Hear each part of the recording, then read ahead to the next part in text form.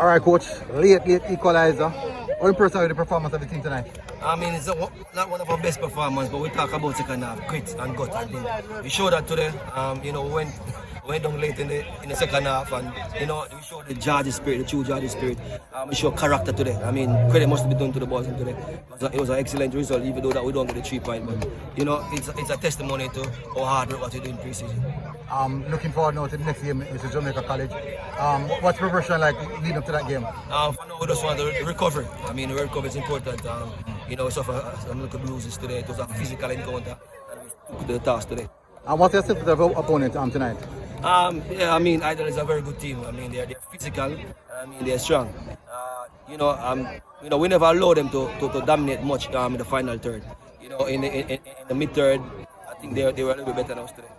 Strong midfield battle between Reed and Barrett.